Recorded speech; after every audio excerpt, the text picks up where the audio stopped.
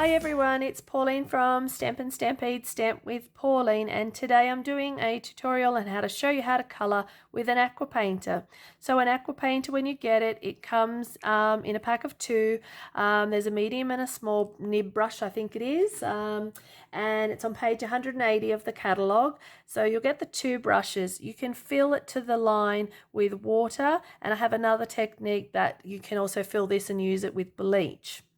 So don't store the water in here once you've finished with it, nor the bleach, because it's made of plastic, so it will actually eat away at it. What that happens is the water comes down through the nib and then out to your through your valve, then out to a tip.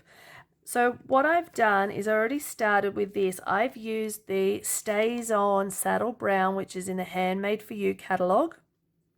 You want to use Stays On ink. It's a permanent ink, so it's less likely to actually bleed through your paper. Now the paper I'm using is watercolor paper, and what I've done here is just stamped the bird, and then I have used the crumb cake ink pad. So I've squeezed the ink pad to actually get some color onto the palette.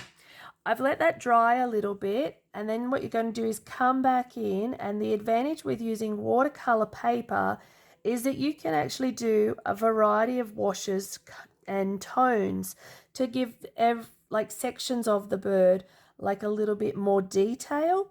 So it sort of takes roughly around I guess 9 sort of washes, and I'll show you a picture on my blog of how it sort of does that. I've done a little sample sheet how to actually get the how many washes I can get on the watercolor paper.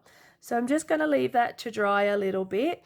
To clean the aqua painter, same as what I've done in the past with the blender pen, just keep rushing that through until all the ink comes dry.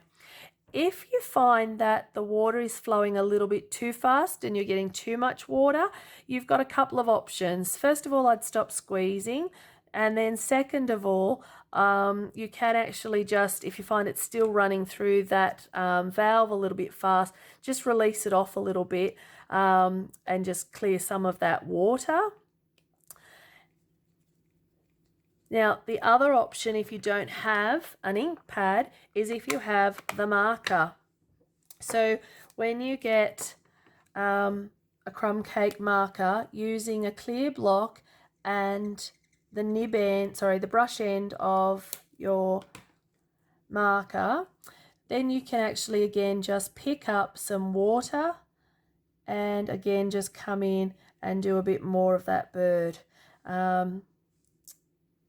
And yep, so just give it a little bit of a tone. All right, and that's pretty much how you actually use an aqua painter. I would add just a little bit of green under here just so I can cut that little birdie out. But if you're using Whisper White cardstock, I have actually used an aqua painter on it, but you will find you won't get as many washes on it. It actually will the paper will start to curl and move around and not be as flexible, not as hold as much water, I guess I'm trying to say.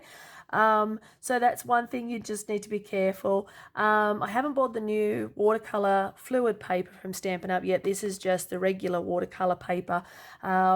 So a lot more washes on this one, and you'll just have to limit how many you put on here, maybe 1 or 2 maximum for using just Whisper White cardstock. So hope that helps.